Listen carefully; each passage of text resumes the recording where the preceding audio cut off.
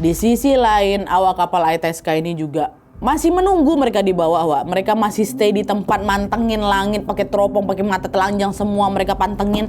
Mereka masih berharap mendengar suara mesin pesawat Amelia muncul dari balik mendung itu. Hai, wassalamualaikum warahmatullahi wabarakatuh. Terima kasih sudah klik video ini. Di malam ini aku akan kembali membawakan kisah seorang perempuan yang namanya pernah ramai kali dibahas di Amerika, Wak. Bukan karena dia artis, bukan karena dia politikus, tapi karena dia ini udah berani masuk ke dunia penerbangan yang keras, yang kala itu hampir sepenuhnya didominasi sama laki-laki. Perempuan ini memulai karirnya dari nol, Wak. Dari yang awalnya nggak bisa bawa pesawat, sampai akhirnya namanya mulai diperhitungkan orang sebagai pilot yang sangat berbakat. Perempuan ini adalah Amelia Earhart, perempuan yang tidak pernah puas berhenti di satu pencapaian aja dan terus menantang batas dengan penerbangan-penerbangan yang semakin jauh dan semakin beresiko. Ya, tapi Wak, kisah Amelia ini bukan cuma soal prestasi dan keberanian dia aja. Di satu penerbangan yang seharusnya menjadi puncak ambisi hidupnya, Amelia ini justru menghilang tanpa jejak.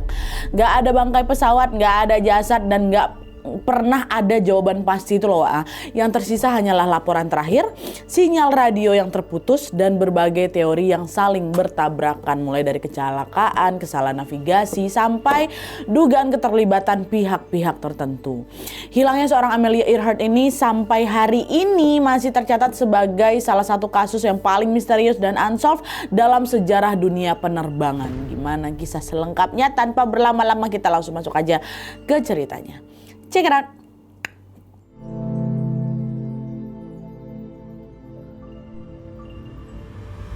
Oke, Wak, jadi Amelia Mary Earhart ini lahir pada tanggal 24 Juli tahun 1897 di Kansas, Amerika, Wak. Ayahnya bernama Edwin dan ibunya bernama Amy.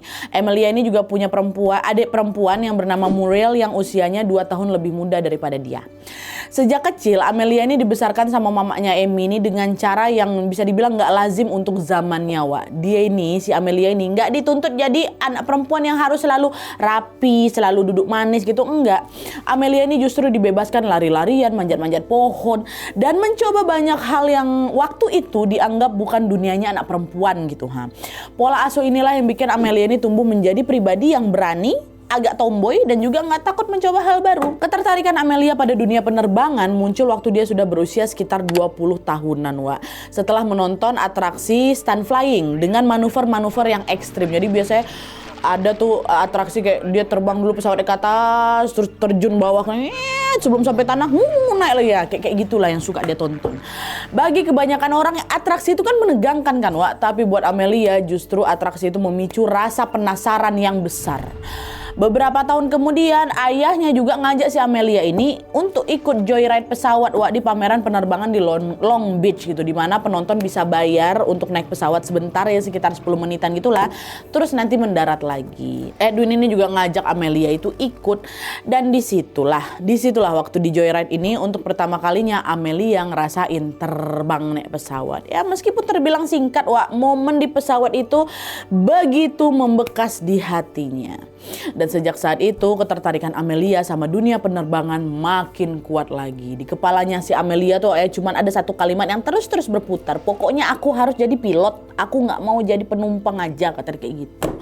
Dengan tekad itu Amelia pun nekat belajar terbang lewat les privat yang mahal ya kan. Terus dia juga bekerja apa saja demi bisa mengumpulkan uang supaya dia bisa beli pesawat sendiri. Nah akhirnya dibantu sama mamanya, Amelia akhirnya membeli pesawat bekas sederhana yang dia kasih nama The Canary, Wak.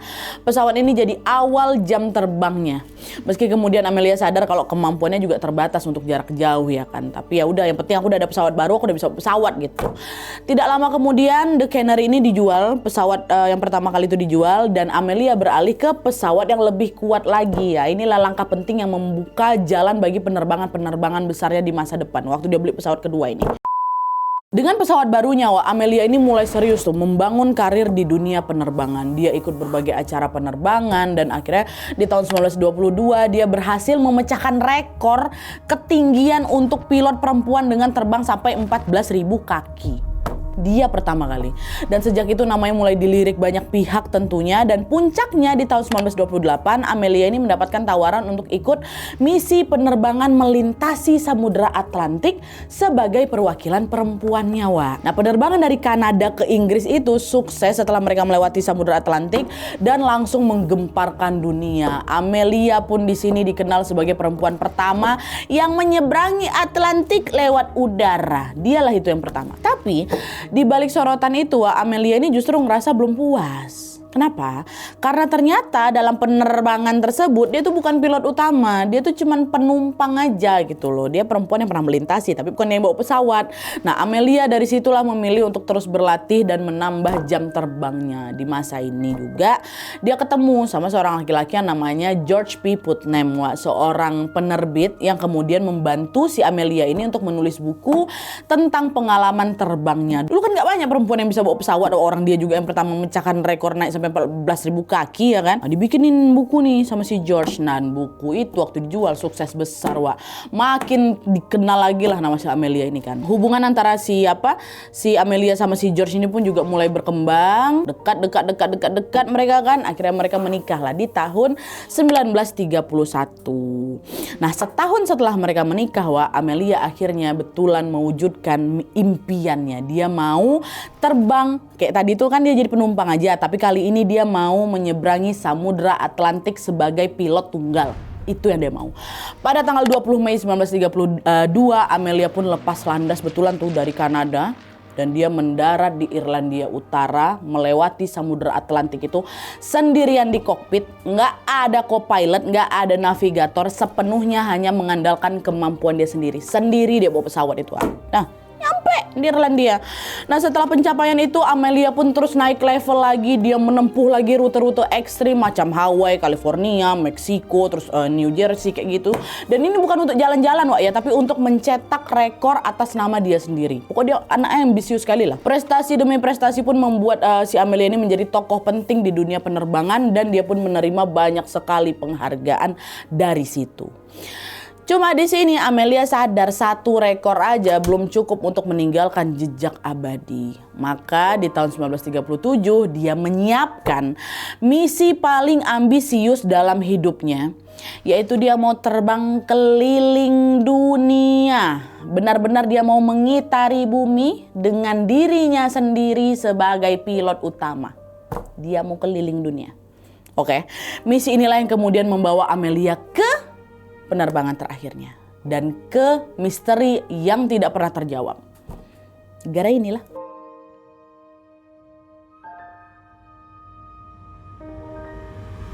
Jadi, Wak, di misi kali ini Amelia betulan mau terbang keliling dunia, betul-betul mau ngitari bumi nih, Wak, ya. Startnya dari Miami, terus ke Florida, lanjut ke Amerika Selatan, nyebrang ke Afrika, lanjut ke India, masuk Asia Tenggara, ke Papua Nugini, terus balik lagi ke Amerika. Kayak gitu rutenya. Ya, dan karena rutenya tuh panjang kali, Wak, tantangannya juga pasti nggak main-main ya kan. Amelia ini harus kuat secara fisik, dia harus tahan fokus berjam-jam, dan dia harus siap kalau cuaca berubah kapan saja. Oke? Nah, di titik ini Amelia sadar satu hal, aduh, aku nggak bisa nih sendiri. Aku butuh orang yang bisa bantu ngejaga arah, kata dia. Nah, nggak lama George suaminya tadi akhirnya ngebantu lah si Amelia ini untuk mencari navigator yang betul-betul bisa diandalkan, ya kan. Dari sekian banyaknya nama yang dia tahu di dunia penerbangan, Wak, ada satu orang yang reputasinya paling kuat kali. Namanya Fred Noonan, Wak. Nah, si Fred ini bukan navigator biasa dia. Dia udah lama kali kerja di penerbangan lalu lintas dan salah satu pengalaman terbesarnya adalah dia pernah jadi navigator di Pan American Airways. Zaman itu, Wak, maskapai Pan American ini memang dikenal seringkali lewat rute-rute ekstrim, termasuk nyebrang Samudra Pasifik yang terkenal sangat susah itu. Nah, tugas Fred di situ yaitu untuk menjaga supaya pesawatnya Amelia ini tetap ada di jalur yang benar. Selain rekam jejaknya yang solid juga, Wak, Fred ini juga punya keahlian yang tidak semua orang punya. Namanya celestial navigation, di mana dia ini bisa nentuin arah lewat posisi bintang dan matahari loh. Dengan rekam jejak sekuat itu, Amelia pun setuju mengajak si Fred untuk menjadi navigator pribadinya. Jadi bisa dibilang dua orang ini tuh saling melengkapi, Wak. Kalau si Amelia ini pilot yang jago nyetir pesawatnya, sedangkan si Fred ini adalah orang yang jago ngejaga supaya penerbangan mereka nggak salah arah. Mereka berangkat berdua aja, Wak. Dah kan, akhirnya setelah rencana itu disepakati, Amelia bersama Fred pun memutuskan untuk menggunakan pesawat Lockheed Electra 10E. Pesawat ini adalah pesawat pribadinya si Amelia yang memang sejak awal sudah dipersiapkan khusus untuk misi penerbangan keliling dunia yang ngitarin bumi ini. Tapi untuk urusan persiapan dan biayanya, Wak, Amelia juga nggak jalan sendirian. Dia dibantu juga sama lembaga riset dari Purdue University. Mereka inilah, Wak, yang membantu memodifikasi pesawat supaya bisa dipakai untuk terbang jarak jauh. Dimodif lagi pesawat itu. Nah, Lockheed Electra 10E ini didesain punya dua mesin di kiri dan di kanan badan pesawatnya supaya kuat dipakai terbang jarak jauh, ya kan, jauh kali ngitarin bumi. Tangki bahan bakarnya juga udah dimodifikasi besar-besaran, Wak, supaya bisa nampung banyak bahan bakar, ya kan. Cuma konsekuensinya di pesawat ini nggak ada toilet sama nggak ada ruang nyaman yang bisa dipakai, Wak. Nggak ada toilet ya. Tahu hal itu Amelia juga ngambil pusing karena kan balik lagi pesawat ini bukan dipakai untuk jalan-jalan nyaman, ya kan, tapi untuk ekspedisi jauh di udara. Nggak apa-apa lah nggak ada toilet, yang penting aman pesawat aku kayak gitu. Nah, akhirnya setelah persiapan lengkap, Wak, di tanggal 1 Juni 1937 Amelia dan Fred pun akhirnya lepas landas dari Bandara Miami Municipal di Florida. Sejak pagi hari area bandara juga udah dipenuhi wartawan, fotografer, dan masyarakat yang datang khusus untuk menyaksikan penerbangan bersejarah ini, ya kan. Jadi suasananya ramai kali itu di bandara. Banyak orang yang datang untuk melihat langsung karena juga mereka tahu kalau penerbangan ini bukan perjalanan biasa nih. Mereka bukan lagi jalan-jalan gitu kan. Mereka memecahin rekor keliling dunia. Nah, nggak lama kemudian, tepat setelah pesawat terangkat ini ya dari landasan pacu, misi keliling dunia Amelia dan Fred pun resmi dimulai. Di awal-awal masa penerbangan, Wak, semua berjalan relatif aman. Amelia sama Fred ini berhasil lewat banyak negara tanpa ada masalah besar. Setiap 24 jam sekali mereka pasti berhenti dulu singgah di satu tempat untuk itu ngisi aftur bahan bensin, ya kan, sekaligus juga istirahat. Dan kebiasaan itu terus mereka lakukan. Mereka lakukan berhari-hari, berminggu sampai 1 bulan kemudian, tanpa terasa perjalanan mereka udah masuk sekitar 80% rute, Wah. Dan pada saat itu posisi mereka ini sudah berada di kawasan Pasifik Barat. Tepatnya di mana? Di sekitar Asia Tenggara menuju ke Papua Nugini. Itu dari tanggal 29 Juni 1937 ya, Wak, ya. Tinggal beberapa titik lagi mereka bisa balik lagi nih ke Amerika. Dikit lagi udah 80%. Nah, di tengah perjalanan yang tersisa ini ada satu lokasi yang harus mereka lewati. Namanya Pulau Howland, Wak. Pulau Howland ini pulau kecil kali, tapi dia ada di tengah Samudra Pasifik. Kira-kira ukuran pulau ini katanya paling cuma seukuran 3 lapangan sepak bola aja, Wak. Kecil. Dari atas pun dia nyaris nggak ketengok, nggak kelihatan menonjol si pulau ini. Dia nggak ada gunung, nggak ada gedung tinggi, apalagi nggak ada tanda yang bisa gampang ditangkap mata kalau dari atas. Nah, meskipun begitu, mereka tetap harus singgah di Pulau Howland itu. Dari titik terakhir tadi harus singgah di Pulau Howland. Kenapa? Karena di Pulau Howland ini sudah dipersiapkan khusus oleh pemerintah Amerika sebagai titik pengisian aftur atau pengisian bahan bakar pesawat Amelia, ya.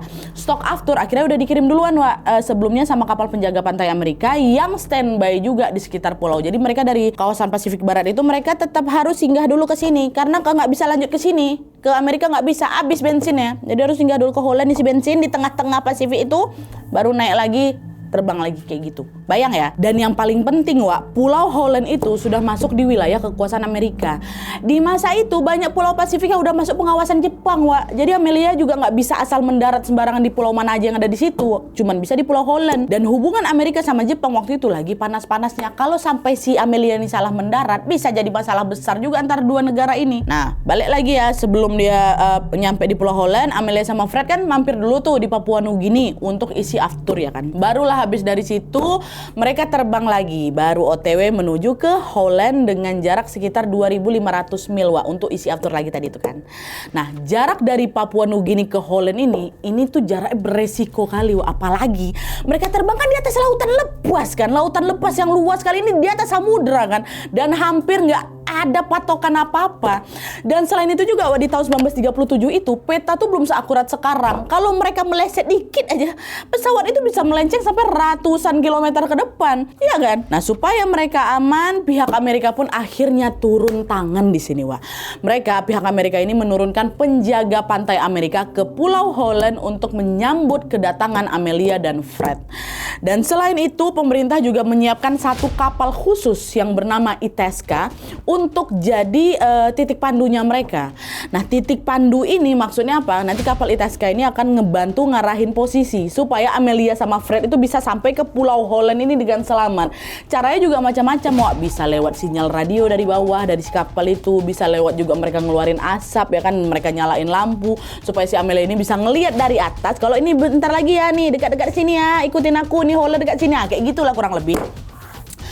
Tapi begitu pesawatnya Amelia ini meninggalkan Papua Nugini dan masuk rute panjang menuju ke Pulau Holland, Wak, cuaca buruk datang. Langit mulai mendung, jarak pandang jadi pendek, dan mereka tidak bisa sama sekali ngelihat arah dengan jelas ya. Amelia langsung ngabarin lah kapal Itasca, kapten di sini cuacanya berawan katanya. Nah, di kondisi kayak gini, Fred si navigator ini juga kesusahan pula nentuin posisi, Wak. Dan karena mereka sudah sepenuhnya berada di atas lautan lepas, di atas samudra, yang nggak ada lagi ruang buat mundur lah, Wak. Kalau dipaksa balik, bahan bakar kemungkinan nggak akan cukup ya kan. Nah, mau nggak mau ya mereka harus terus maju nih di rute panjang itu. Mereka terbang berjam-jam mengikuti perhitungan terakhir yang memang mereka punya. Terbang aja lah, Wak, gitu. Sampai akhirnya setelah hampir 20 jam di udara, ini kan rute panjang kan, Wak ya. Setelah 20 jam mengudara, Amelia ngerasa mereka sudah masuk ke area pulau itu. Ini kayak udah sampai di sini nih gitu kan. Tapi waktu dia nengok keluar, yang kelihatan cuma laut, Wak. Laut, semua laut, nggak ada pulau sama sekali di bawah tuh. Masuk jam 6:14 pagi di tanggal 2 Juli 1937, Amelia pun ngabarin lagi kapal Itasca. Dia bilang, posisi kami ada sekitar 200 mil dari titik yang seharusnya ya, Pak, kata dia. Suara Amelia di situ masih terdengar tenang, Wak. Karena menurut si Amelia mungkin selagi kita masih kesambung sama Itasca ya harusnya aman-aman aja ya kan. Dah terbang lagi. Sekitar jam 7:10 Amelia ngontak lagi. Dan kali ini suaranya udah agak tenang. Kapten, after kami menipis. Kami cuma bisa bertahan sekitar setengah jam lagi, kata dia kayak gitu. Nah, denger itu panik kapal Itasca, Wak. Kalau Amelia dan Fred ini nggak segera sampai di Pulau Holland, ini bisa-bisa mereka nyasar. Awak kapal yang di bawah pun langsung menyalakan sinyal radio lagi dan mereka tetap berusaha untuk memberikan panduan arah supaya bisa diikuti sama Amelia yang ada di atas gitu ya kan. Tapi selang beberapa menit kemudian, Wak, mereka belum juga ngelihat tanda-tanda pesawat Amelia muncul. Nggak ada, mana ditengok-tengok di atas nggak ada ya kan. Nah, terus 18 menit kemudian di jam 7:28 petugas di kapal Itasca kembali berusaha mengontak Amelia. Kalian udah di mana? Amelia, Fred, kalian udah di mana? Pulau Holland harusnya udah kelihatan ini, kata dia kayak gitu. Amelia jawab, Wak, kami belum lihat apa-apa, Kapten, katanya. Kami nggak nemu Pulau Holland, kami juga nggak bisa lihat kapal kalian. Nah, awalnya orang-orang kapal Itasca tuh masih berusaha untuk positive thinking. Oh, mungkin mereka agak telat, paling bentar lagi mereka nyampe, udah kita tunggu aja, masih berhubungan kok kita sama dia gitu kan. 14 menit kemudian, jam 7:42 pagi, Amelia ngomong, Kapten, kami mutar-mutar di atas ini tapi kami nggak bisa dengar kalian, kata gitu. Di titik itu, awak kapal mulai sadar kalau komunikasi mereka kacau. Amelia bisa ngabarin, Wak, tapi arahan dari Itasca tuh nggak masuk dengan jelas ke pesawat itu. Nyampe suaranya si Amelia, kemungkinan suara Amelia nggak nyampe ke sana. Akhirnya kapal Itasca pun ngirim sinyal lagi, sinyal lebih kuat lagi kan, Wak. Tapi cara itu belum juga membuahkan hasil, Wak. Jam 7:58 Amelia ngontak lagi. Dia bilang, aku bisa dengar sinyal, tapi aku nggak tahu sumbernya ini dari arah mana, Kapten, kata dia. Rupanya nyampe, Wak. Dan kalimat itu bikin Itasca ini makin tegang lagi, Wak. Karena apa? Karena artinya Amelia dengar tanda dari Itasca, tapi dia nggak bisa nebak itu datangnya dari arah mana. Dan kalau di atas laut itu kosong kayak gitu, salah belok dikit aja, Wak, mereka bisa malah ngejauh dari Pulau Holland. Gak ada patukannya, laut semua. Di situ kapal ITSK ini betul-betul ngelakuin semua cara yang mereka punya. Mereka sinyal radio udah mereka kuatin, asap itu juga dimunculin makin tinggi lagi, bahkan kode Morse itu juga udah dikirim. Tapi dari atas sana Amelia tetap nggak bisa nentuin arah, sementara aftur mereka juga makin tipis dan Pulau Holland nggak kelihatan sama sekali. Sampai akhirnya di jam 8:45 pesan terakhir dari Amelia masuk. Amelia bilang, "We are running north and south." Artinya apa? Mereka cuman bisa terbang bolak-balik ke utara dan ke selatan sambil berharap Pulau Holland muncul di bawah mereka. Di sisi lain, awak kapal ITSK ini juga masih menunggu mereka di bawah, Mereka masih stay di tempat, mantengin langit pakai teropong, pakai mata telanjang semua mereka pantengin. Mereka masih berharap mendengar suara mesin pesawat Amelia muncul dari balik mendung itu. Tapi sampai waktu yang ditunggu lewat, laporan dari Amelia sudah tidak terdengar lagi, Nggak ada laporan masuk lagi. Di situ mereka paham kalau ini Amelia sama si Fred itu bukannya telat datang, tapi pesawat mereka dipastikan hilang. Di situ ITSK pun langsung ngirim laporan darurat juga ke pemerintahan Amerika kan, Pak, kami hilang kontak sama Amelia dan Fred, Pak. Mereka udah nggak bisa dihubungi lagi, katanya. Hari itu juga pencarian pun langsung dimulai, Karena titik terakhir Amelia terdeteksi masih di atas Samudra Pasifik, mereka pasti ngeceknya di daerah sana kan. Cuman masalahnya Samudra Pasifik ini kan luas sekali, dan mereka nggak punya titik jatuh yang pasti itu. Akhirnya untuk memaksimalkan pencarian, pemerintah pun menurunkan ratusan kapal dan juga pesawat untuk menyisir area sekitar rute terakhir pencarian mereka. Rute terakhirnya mereka. Dilakukan hari pertama, hari kedua, hari ketiga, 1 minggu, sampai 2 minggu kemudian hasilnya tetap nihil. Mereka nggak nemuin pesawat, nggak ada puing, nggak ada tanda apa-apa, nihil, nggak ada. Di titik ini pun pemerintah terpaksa mengambil keputusan untuk menghentikan pencarian. Pemerintah juga katanya habis sampai 1,4 juta dolar waktu itu ya. Kalau dirupiahin sekarang ya udah 1,5 triliun untuk mencari mereka. Kalau pencarian ini masih diteruskan, uang yang mereka keluarkan juga bisa jadi ngebengkak kali ya kan, dan belum tentu juga membuahkan hasil, maka diberhentikan. Karena juga jasad mereka tidak pernah ditemukan, pemerintah pun akhirnya menarik kesimpulan yang paling masuk akal, Mereka mengatakan kalau Amelia dan Fred mungkin jatuh ke laut dan tenggelam di sana. Itu. Selama bertahun-tahun Amelia juga masih tercatat sebagai orang hilang. Barulah di tanggal 5 Januari 1939 pemerintah Amerika resmi menyatakan kalau Amelia dan Fred meninggal dunia. Dan rekor itu pun tidak pernah terpecahkan. Aduh, nyesek itu pasti ya. 80% dikit lagi ya. Ya tapi apalah, mau dikata takdir lah pula ya kan, Dan juga meskipun kesimpulan itu sudah diambil lah, banyak orang yang pasti masih penasaran, Sebagian dari mereka tuh percaya kalau Amelia sama si Fred ini memang menghilang. Tapi sebagian lagi ada yang percaya kalau mereka ini mungkin masih hidup. Nah, sejak saat itulah berbagai teori terkait hilangnya Amelia pun mulai bermunculan. Ini aku sebutin aja beberapa ya. Ada 4 teori populer yang paling sering disebut terkait hilangnya Amelia sama si Fred. Yang pertama nih, teori pertama. Amelia sama si Fred itu ditangkap dan dijadikan tawanan Jepang. Versi ini percaya, kalau mereka itu bukan jatuh di laut, tapi mereka tuh bisa mendarat, cuman mendaratnya di pulau yang salah. Pulau terpencil yang lagi diawasi sama Jepang. Dan pas mereka masuk, mereka lalu dianggap sebagai mata-mata. Nah, teori ini juga makin kuat lagi setelah ada segelintir orang yang ngaku dia pernah nengok Amelia di pulau tertentu di sekitar Samudra Pasifik. Tapi tuh, sampai sekarang nggak ada bukti resmi yang betul-betul bisa membuktikan teori ini, Dan orang yang ngaku-ngaku tadi juga nggak bisa ngasih bukti yang legit gitu loh. Cuman itu sempat berkembang lah teori ini. Teori kedua, Amelia sama si Fred ini mendarat darurat di pulau terpencil. Menurut teori ini, Amelia sama si Fred ini sempat turun di pulau Nikumaroro yang dulu dikenal sebagai Gardner Island. Ini jaraknya kurang lebih 650 kilo dari pulau Holland tadi, hampir setara Jakarta Surabaya lah kalau naik pesawat katanya. Nah, banyak orang yang percaya kalau Amelia sama si Fred ini mungkin sempat bertahan di pulau itu, tapi nggak ada yang nolongin. Nah, akhirnya mereka meninggalnya di pulau itu. Teori ini sempat menguat karena ada temuan yang pernah dikaitkan ke mereka, mulai dari tulang belulang manusia sampai barang-barang yang diduga milik Amelia. Pikir ya, tapi setelah ditelusuri lagi, dicek lagi, tulang-tulang itu tidak terbukti milik Amelia sama si Fred. Jadi sampai sekarang teorinya juga masih belum bisa dipastikan.